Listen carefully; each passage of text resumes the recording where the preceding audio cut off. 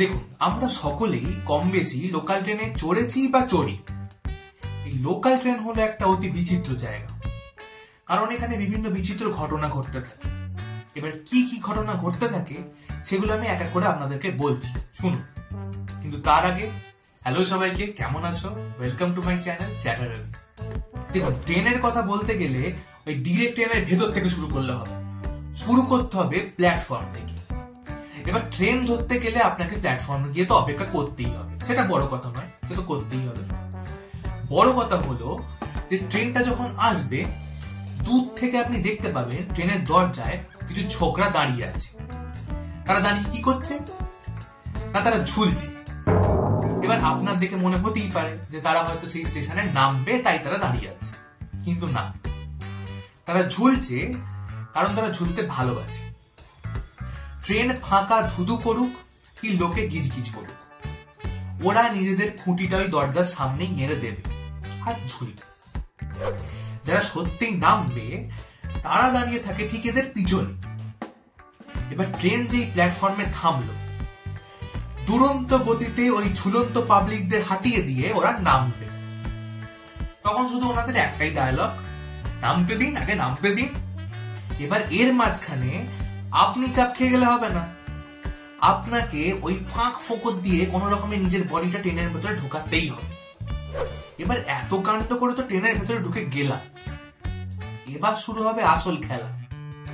দেখুন, ভিড় ট্রেনের মধ্যে সিট পাওয়া আর ক্লাসের মেসেজ পাওয়া দুটোই খুবই ভাগ্যের ব্যাপার।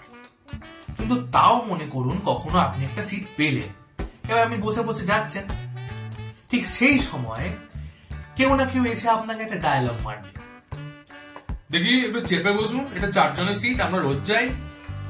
দেখুন দাদা, যদি ওখানে বসার জায়গা থাকে তাহলে আপনি বসুন, কে আপনাকে বারণ করেছে? কিন্তু এই অকারণে ডায়লগ গুলো কেন মারছেন? আপনি রোজ যান নাকি বছরে একদিন যান, অমাবস্যায় যান নাকি পূর্ণিমায় যান, আমি কি জানতে চেয়েছি? এসব জেনে আমি কি করব? এই যে 4 জনের সিট, জানলার ধার থেকে প্রথম 3 জন মোটামুটি ঠিকঠাক ভাবে বসে, কিন্তু ওই ধারে 4 নম্বরে যিনি বসেন তার বড় কষ্ট। নিজের ওই 56 ইঞ্চির পোঁত ওই 2 ইঞ্চির জায়গায় অ্যাডজাস্ট করানোটা কষ্ট নয় বলুন? ওনাদের বডির 0.1 ভাগ ওই সিটের মধ্যে ঠিকে থাকে, বাদ বাকি পুরো বডিটাই হাওয়াতে ঝুলতে থাকে। মানে দূর থেকে ওনাদের বসা দেখলে মনে হয় ভাই ওরকম বসার থেকে দাঁড়িয়ে লোকের গুঁতো খেয়ে ঝুলতে ঝুলতে দুলতে দুলতে যাওয়া অনেক ভালো। এই ট্রেনের মধ্যে কিছু কাকু থাকে, মানে যারা ট্রেনের সিটে বসেছে না বাড়ির সোফায় বসেছে আপনি ধরতে পারবেন, কারণ তারা নিজেদের পা গুলোকে এমন ফাঁক করে বসবে যে তাদের পায়ের ফাঁকে একটা 2 BHK বাড়ি হওয়ার মতো জায়গা থাকে। এই ভিড় ট্রেনের গোতাগুতিতে যদি আপনি বিরক্ত নাও হন, কিন্তু দুরন্ত ট্রেনে কিছু মামুনির উড়ন্ত চুলে আপনি বিরক্ত হতে বাধ্য। এই সময় ভাই কাকিমারা আমাদেরকে বাঁচিয়ে দেয়।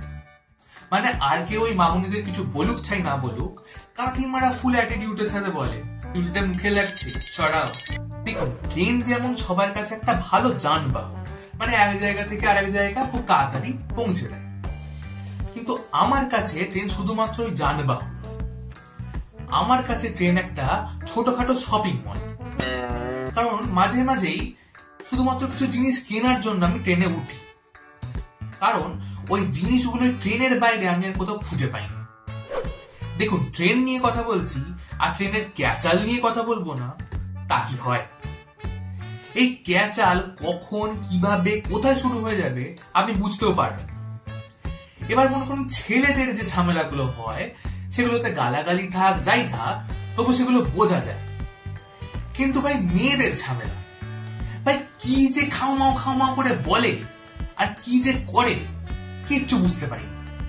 আগে তো তবু শুধু মুখে হতো, কিন্তু এখন তো দেখি আগে 2 চড় থাপ্পড় বসিয়ে দেয়, তারপরে ঝামেলা শুরু হয়। মানে পুরো ওই হাত থাকতে মুখে কেন কেস। এই এত কিছুর মধ্যেও বহু মানুষ রোজ ট্রেনে করে তাদের গন্তব্যে পৌঁছে যান, বহু অচেনা চেনা হয়ে যান, কত নতুন নতুন বন্ধু হয়। আপনারাও এরকম লোকাল ট্রেনে যাতায়াত করুন আর রোজ নতুন নতুন মজাদার এক্সপিরিয়েন্স নিজেদের বাড়িতে বয়ে নিয়ে আসুন। আজকের মতো ভিডিওটা এই পর্যন্ত। যদি ভালো লাগে লাইক শেয়ার কমেন্ট করতে ভুলবেন না। আবার দেখা হবে নেক্সট ভিডিওতে। ততক্ষণ ভালো থাকবেন। বাই।